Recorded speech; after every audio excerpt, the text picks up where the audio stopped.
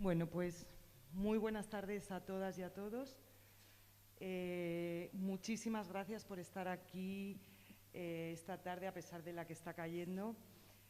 Muchísimas gracias al Foro Social, que son los precursores de esta iniciativa, y el Foro de Abogadas y de Abogados de Izquierdas. Estamos muy contentas de acogerlos y de poder haber conseguido realizar este encuentro. También agradecemos muchísimo a todos los ponentes y sobre todo bueno, no sobre todo, pero le damos una gran bienvenida y muchas gracias a su excelentísima, ilustre señoría Martín Pallín, que va a estar con nosotros también esta tarde y después lo presentaremos, y a todos los demás también, porque sabemos que es un momento dificultoso y complicado. Bueno, pues en esta realidad distópica que estamos viviendo, en que todos los días pasan muchísimas cosas, que poco a poco nos damos cuenta que hay temas en el foco que nos parecían antes imposibles y que acaparan todos los intereses de todas las personas, pero aún así desde el Foro de Abogados de Izquierdas no queremos dejarnos en el tintero ningún tema importante, y creemos que alzar la voz y seguir debatiendo y seguir creando ideas y estrategias para que se cumplan todos los derechos fundamentales es imprescindible, y sobre todo en esta época. Ya sabemos que muchos derechos fundamentales se veían afectados antes y ahora con la crisis del COVID-19 parece que se están agravando. Esta vez vamos a hablar de derechos penitenciarios, de los presos de ETA y, bueno, en general de derecho penitenciario, siendo la posición jurídica de FAI y RADE de respeto a los derechos y el cese de la excepcionalidad que hoy en día carece de sentido, y mucho más después del desarme de ETA y de la desaparición de ETA. Esto supone que el Estado ya no puede dar ninguno de los argumentos que utilizaba para aplicar esta dispersión encubierta de forma planificada y generalizada, y no utilizar un criterio individualizado con los derechos penitenciarios como prevé la Ley General Penitenciaria. Así creemos en el fin de la política de dispersión de presos y creemos en el acercamiento de prisioneros vascos y la flexibilización de los criterios para acceder a permisos de tercer grado, y sobre todo la derogación de la reforma del Código Penal del 2003 con el pacto antiterrorista Aznar-Zapatero, que bueno, que ahora hablaremos de todo ello mucho más en profundidad, ¿no? Creemos que el cumplimiento de la condena cerca de la familia y el lugar de residencia del preso es cumplir la Ley General Penitenciaria, y que aunque el Tribunal Supremo diga que es un principio y no un derecho, creemos que su incumplimiento vulnera la ley, siendo una doble condena además, ya que esto no está puesto en ninguna sentencia, y además es una condena también para la familia, con todos los problemas que ello supone, ¿no? La situación jurídica y política desde la desaparición de ETA ha hecho que la situación evolucione, y ahora hay que buscar nuevas soluciones para el cumplimiento de los derechos. Aquí estamos hablando de cumplimiento de derechos fundamentales.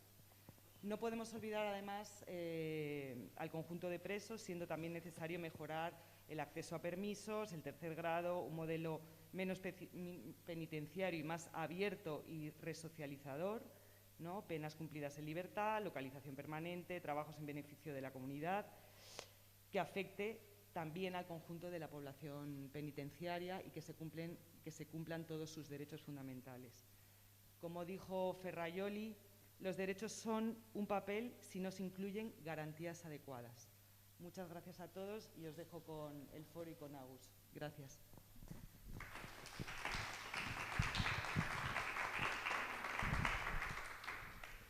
Buenas tardes, Arratsaldeon. Previamente queremos agradecer a todos los presentes en esta jornada y a todas y todos aquellos que nos están siguiendo a través de la emisión en directo que estamos ofreciendo. Esta no hubiera sido posible sin la complicidad del Foro de Abogados de Izquierdas, que desde el minuto 1 acogió nuestra propuesta. Mención aparte merecen las y los ponentes y las organizaciones que representan, que han aceptado compartir con todas nosotras sus reflexiones y propuestas. Y por supuesto, a las señoras y señores diputados y senador que han respondido a nuestra invitación. Eskerrik asko DNI, gracias a todas y todos. Uno de los objetivos del Foro Social Permanente es activar una corriente de opinión del Estado español que acompañe los cambios en política penitenciaria. La primera fase de ese trabajo se centró en Cataluña, con el resultado más notorio en las declaraciones del Ayuntamiento de Barcelona del 29 de junio de 2018 y la del Parlament de Cataluña del 13 de enero de 2020. Entonces anunciamos que a partir de ese momento nuestra prioridad sería el trabajo en Madrid. Desde hace ya meses hemos venido realizando un trabajo artesanal de tejer nuevas alianzas. El COVID nos obligó a retrasar este primer acto previsto para el pasado mes de marzo. Éramos y somos conscientes de las enormes incomprensiones que existen en el conjunto del Estado español hacia el nuevo escenario de paz que se vive en el País Vasco y Navarra. También preveíamos, como así está siendo, que algunos sectores iban a intentar obstaculizar este cambio. Son poderosos los actores que siguen alimentando una lógica de vencedores y vencidos que no ayuda, más bien al contrario, a la construcción de una convivencia democrática. En ese sentido, debemos constatar también nuestra creciente preocupación por la incidencia cada vez mayor de un lobby de presión muy importante, anclado en lógicas del pasado y que pretende condicionar los pasos a dar en estas cuestiones, especialmente las políticas institucionales, pero también las resoluciones judiciales o administrativas que, ajustadas a la legislación penitenciaria ordinaria, facilitan procesos como la progresión de grado con el objetivo de la reintegración plena de las personas presas. Un lobby que, movido por intereses diferentes, reúne a agentes políticos, asociativos, mediáticos, sectores de víctimas de ETA organizadas y sectores de la Fiscalía y la Judicatura. Desde nuestro absoluto respeto a la gestión que cada víctima hace de su dolor, sí queremos expresar nuestra preocupación por el hecho de que desde este lobby se confundan el interés particular con el interés general. Además, en los últimos meses se ha producido un endurecimiento del debate político en el Congreso y el Senado en esta cuestión que, en el contexto abierto con la desaparición de ETA, parecía inimaginable que se pudiera dar.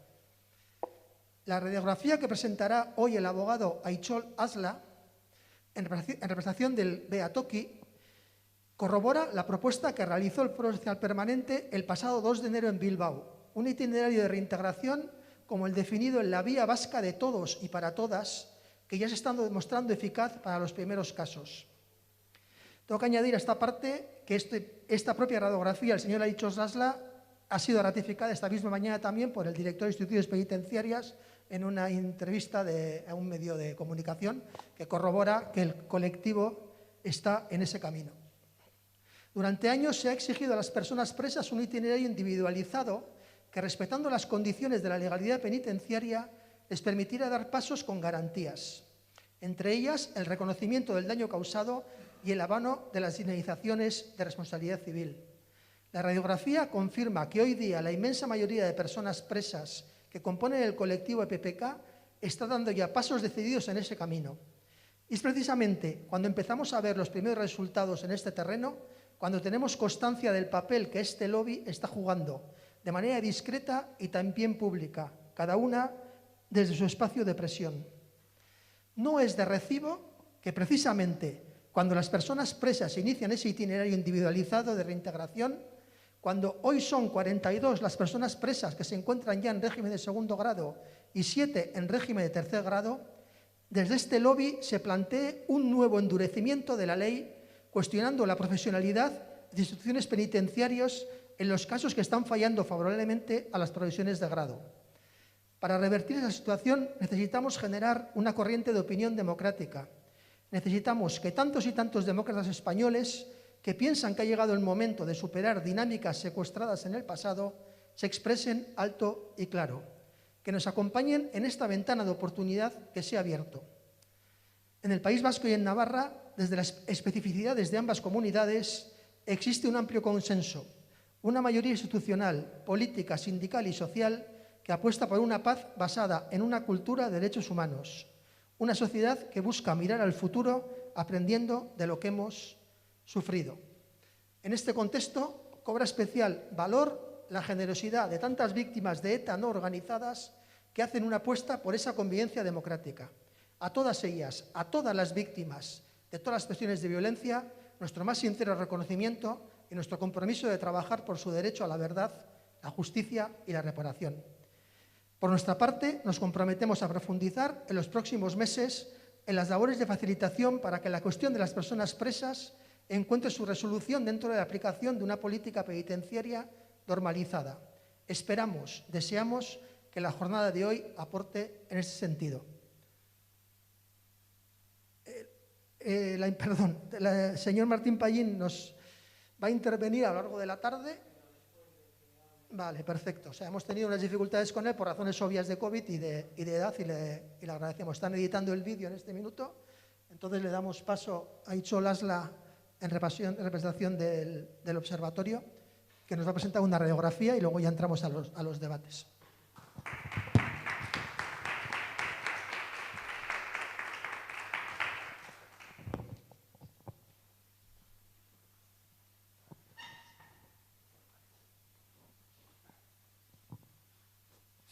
¿Se oye, no? Sí. Buenas tardes a todos, Arratsaldeon.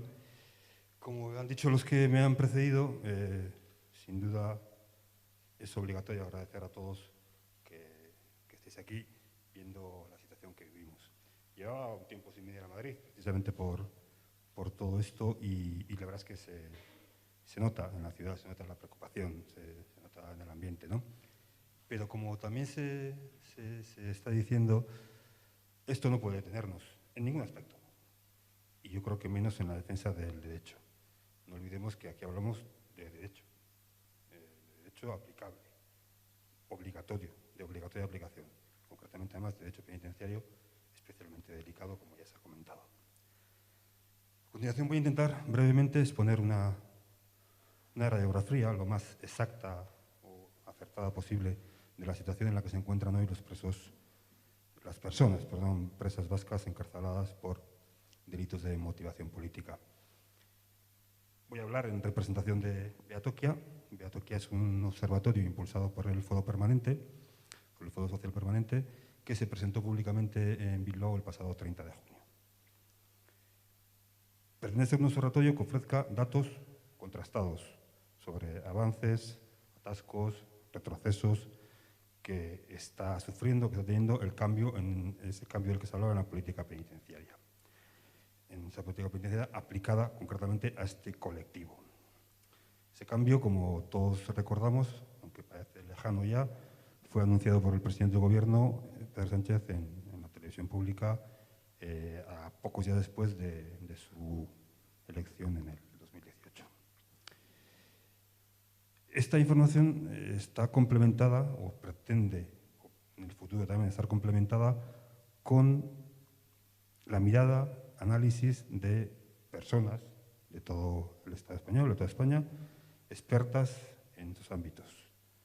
Todo ello desde un punto de vista profesional y con un evidente enfoque jurídico, ya que hablamos de la aplicación del derecho. Por lo tanto, el objetivo de Beatokia es observar y transmitir la situación, desde todos sus aspectos, desde todos sus puntos de vista, de una forma clara y concisa.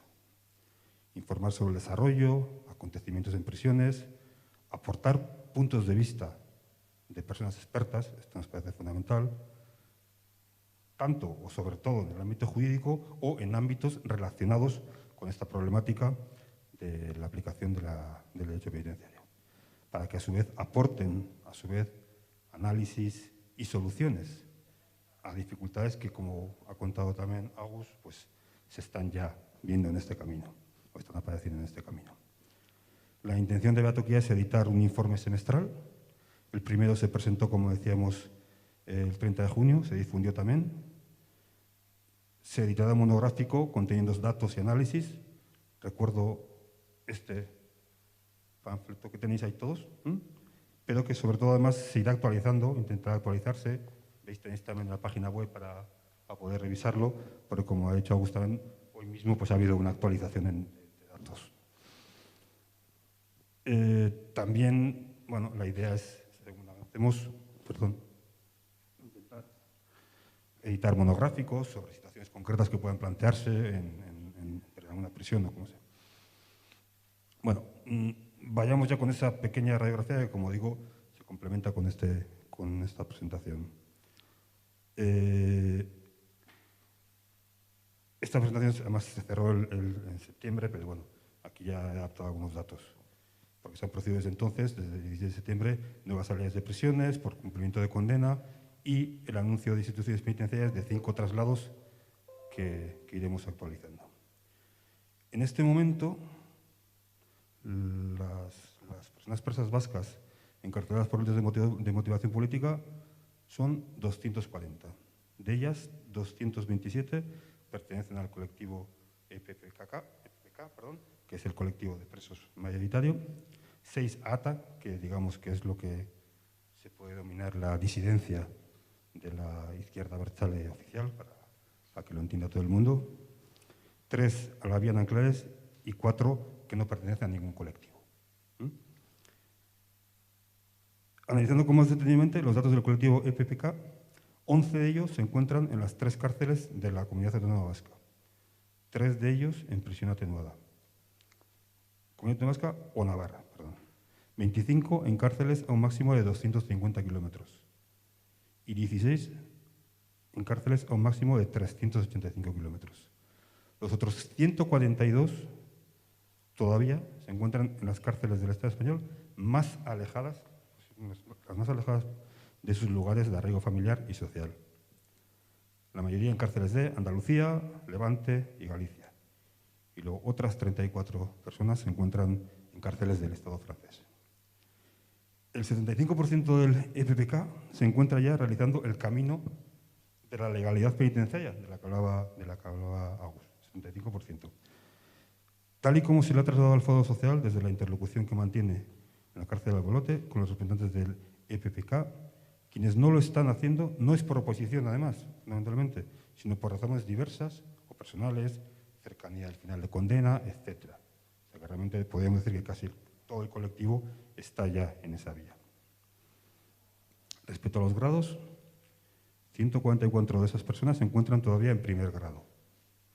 De ellas, 21 en módulos de aislamiento en las cárceles de Huelva, Córdoba, Sevilla II, Extremera y Soto del Real. 46 se encuentran en primer grado, pero con flexibilización del artículo 102, que los juristas conocéis y seguro que sale hoy en los debates. 42 en segundo grado, de los cuales 2 en prisión atenuada y 7 en tercer grado, de los cuales 1 en prisión atenuada. De los clasificados en segundo y tercer grado, 2 se encuentran en prisión domiciliaria por enfermedad, 2, y 2 en centros abiertos. Hablemos ahora de los acontecimientos más recientes, ¿no? Desde lo que ha ocurrido desde el 19 de junio. Pero bueno, antes, desde enero del 2020, se han producido un total de 26 acercamientos, tras los cuales hubo 2 puestas en libertad posteriormente. Como se ha dicho, el confinamiento, el COVID, aparte de suponer una merma de muchos derechos, no solo en ese, sino en muchos ámbitos, congeló esa dinámica que se ha vuelto a acelerar ahora a partir del 19 de junio. De esos 26 acercamientos de los que hablábamos, 22 se han producido a partir de esta última fecha, del 26 de junio. Pero de ellos, solo 5 a cárceles vascas o navarras. A la fecha de hoy hay 11 acercamientos anunciados por instituciones penitenciarias a la espera de que se materialicen. Voy terminando para dar lugar a las siguientes exposiciones. 3 datos relevantes. Existen 17 personas presas enfermas con diversas patologías, con todo lo que eso conlleva aspectos humanitarios y también el derecho penitenciario. La reciente muerte del preso Igor González Sola, vuelve a poner sobre la mesa la urgencia por lo menos de revisar esos protocolos, ¿no? Que en el derecho penitenciario son tan importantes. Existen también 3 personas encarceladas con más de 70 años, a las que deberíamos sumar en 2020 otras 3 que cumplen esa edad. Y luego, un dato también que creemos que es significativo, que 89 menores se ven obligados a viajar cientos de kilómetros para poder ver a sus padres o madres. Bueno, esta es la información que queríamos trasladar. Como decía Beatokia, lo que trata es eso de exponer los datos, ponerlos sobre la mesa. No obstante, como decís, tenéis la información en el documento que os ha presentado y se intentará ir publicando y actualizando todo en la página web del Foro Social Permanente.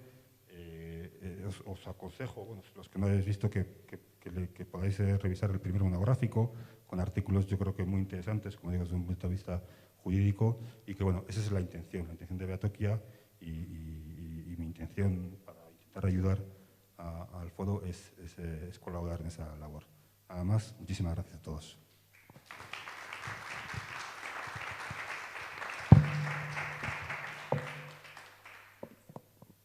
Perdonad por el orden, pero reatrapamos la intervención de Martín Payén.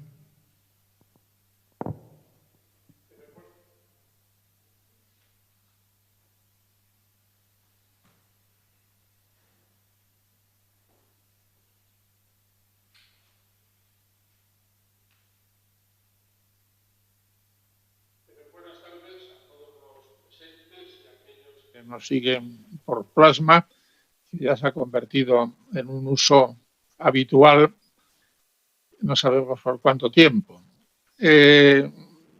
Vamos a tratar del tema de la política penitenciaria, en la que hay en este momento varios frentes abiertos. Uno ya, digamos, de larga duración o endémico, como es el de la política penitenciaria con los presos vascos, y otro que ya está de actualidad más reciente, que es la política penitenciaria con los presos catalanes condenados por ejercitar sus derechos políticos. Vivimos en un país que goza, afortunadamente, de una de las mejores leyes penitenciarias de todo el mundo, de 1979, promovida por Carlos García Valdés, que fue pionera y que ha sido objeto de estudio, incluso de implantación en otros países. La ley me parece impecable, el reglamento también, y abre una serie de posibilidades en un tema que no se pueden hacer reglas uniformes porque cada preso tiene su mundo y sus circunstancias que le acompañan. El sistema, a grandes rasgos, se basa en que una vez que una persona entra en prisión, se trata de clasificarle según el principio de individualización científica, según dice la ley y el reglamento, y después pues, se van aplicando medidas de flexibilidad derivadas del comportamiento, de la observación por los especialistas, las juntas de tratamiento que tienen los datos para poder valorar la evolución del interno desde el momento en que ha entrado en prisión hasta el momento en que se solicita alguna medida que permita ir avanzando en grados hasta llegar a la semilibertad y a la libertad condicional. Todo esto corresponde, como es lógico, a los técnicos, que son los que están en relación directa con los internos en cada prisión. Pero nuestro sistema ha introducido una institución que es poco conocida en el mundo anglosajón, incluso en el derecho continental, que es el juez de vigilancia penitenciaria.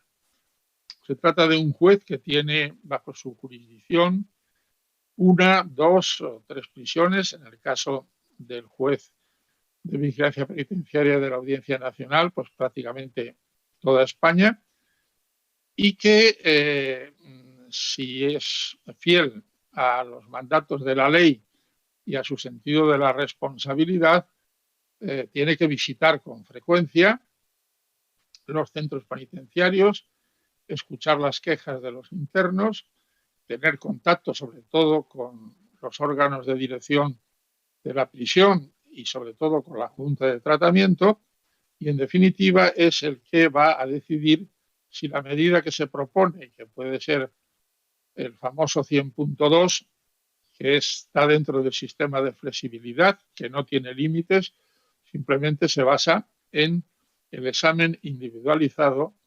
de la persona a la que se le va a aplicar, que es simplemente un periodo de prueba. Si responde a esa confianza que se ha depositado, que es salir por la mañana a alguna actividad que esté aprobada por la Junta, venir a dormir a la cárcel y de vez en cuando se le concede un fin de semana. Aquí ya varía un poco según se vaya observando a cada interno. Entonces, el juez de vigilancia penitenciaria es el que mejor o el que debe conocer si las propuestas que hace la Junta de Tratamiento son o se corresponden con la personalidad del interno. Este sistema del 100.2 permite avanzar, no está establecido de una manera fija y reglamentaria, si es un mes, 2 meses o 3, pero vamos, al cabo de un tiempo razonable, el juez de vigilancia penitenciaria puede decir: esta persona ha respondido, se tiene confianza, se ha comportado según las previsiones que habíamos manejado y por tanto se hace acreedor al tercer grado. Y ya en el tercer grado hay variantes de salir todos los días, volver a dormir a prisión, fines de semana una vez al mes o más según el juez, y hay algunos que incluso ya casi se acercan a la libertad condicional utilizando unas pulseras de localización. Pero bueno, yo este último sistema personalmente no me parece el más acertado. Manejando estos dos, pues se entra en el tercer grado y ya los términos de la libertad condicional están ya más reglados, pero en un momento determinado se puede acordar también por el juez de vigilancia penitenciaria. Por tanto, en el supuesto de los presos vascos, bueno, como todo el mundo sabe, hubo una gran discusión, tienen derecho, porque así lo marca la ley y el reglamento, a estar en prisiones cercanas por una razón elemental que la entiende cualquier persona que no tenga obturadas sus neuronas por un sesgo ideológico, que es que ayuda mucho a la normalización el tener contacto con el entorno familiar. Y por tanto esto se facilita acercando al interno a una prisión cercana. Esto no se ha hecho con los acusados o condenados por terrorismo, pero yo creo que no tiene ninguna justificación y se debió hacer, y mucho más ahora que ya llevamos no sé cuántos años, he perdido la cuenta, en la que no solamente no hay atentados, sino que la propia banda terrorista se ha autodisuelto. No sé cuáles son las razones.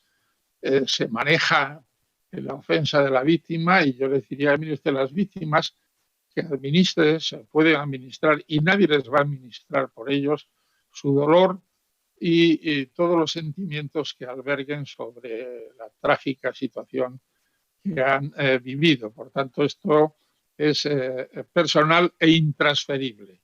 Ningún comentarista de radio o ningún periodista puede imponer su criterio absolutamente sectario sobre lo que es un sentimiento personal. Y, por tanto, pues las víctimas tienen derecho a saber cómo va la evolución y a conocer cuáles son las medidas que está tomando el sistema. pero incuestionablemente no tienen la capacidad de imponer su criterio. Y ahí sí que ha habido, hay que reconocerlo, intentos, han salido en los medios de comunicación, de tratar de entrevistar y poner frente a frente al autor, al victimario, con la víctima.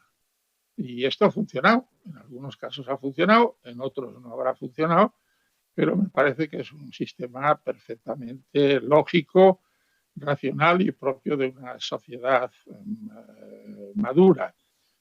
Y esto sí que es un derecho de las víctimas, que a lo mejor renuncian a él porque no quieren tener ningún contacto con el que ha sido el causante de su tragedia y de su dolor. Esto es perfectamente administrable, pero no puede ser objeto de imposición ni siquiera por los partidos políticos que tratan de instrumentalizar las víctimas con objeto de utilizar una política que creen que les puede favorecer en algunos lugares de España, que, bueno, pues como es lógico, rechazan el terrorismo, rechazan el independentismo, pero que me parece que no es un juego limpio en materia política y que hay otros problemas que más urgentes para los políticos que por resolver. En estos momentos, por tanto, la política penitenciaria tendría que responder a todos estos esquemas que he venido exponiendo. Me parece insólito y propio, y además me duele mucho porque he estado 20 y tantos años ejerciendo como fiscal, que los 4 fiscales que han asistido al juicio del Procés, por ejemplo, se hayan convertido en unos hooligans que se oponen a cualquier medida que pueda ir en beneficio de estas personas condenadas por actividades políticas.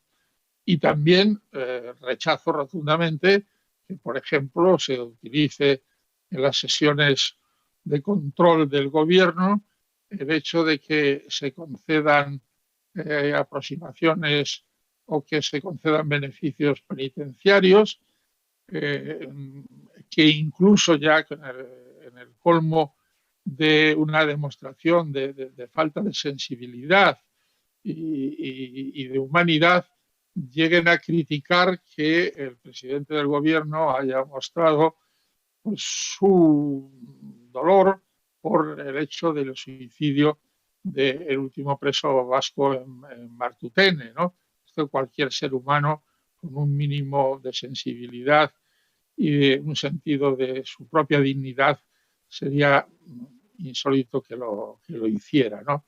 Pero bueno, este país está muy polarizado y va a ser muy difícil que se cambie si no es mediante un ejercicio serio de confrontación. Dicen, miren ustedes, nosotros tenemos esta idea profundamente democrática de aplicar las leyes y no vamos a torcer la ley del mismo modo que los terroristas la torcieron cuando decidieron, teniendo opciones democráticas, optar por el tiro a la nuca. Pero nosotros no nos vamos a colocar a su altura. Por tanto, ahora son unas personas que están cumpliendo con la sociedad la pena que le ha impuesto y la sociedad tiene que responder aplicando la legalidad vigente en materia penitenciaria. Por tanto, yo resumiría toda mi intervención en el sentido de que si, por ejemplo, el otro día me comentaban desde la antigua Dirección General de Prisiones que había 496 personas en el régimen del 100.2. ¿Por qué se va a echar por tierra ese sistema perjudicando a 496 personas, porque descontaban a los presos catalanes porque tienen transferidas esas competencias? ¿Qué razón puede esgrimir una mente sana y no corrompida por los 40 años de dictadura para oponerse a estas medidas? Es urgente, por tanto, que los juristas, por supuesto, también los políticos y también la sociedad reclamen la aplicación uniforme, como se hace con todos los presos, con algún condicionamiento, hay que reconocerlo, que se ha puesto para los presos condenados por terrorismo, para la aplicación de la flexibilidad y de la valoración científica de cada uno de los presos que en este momento están todavía en prisión.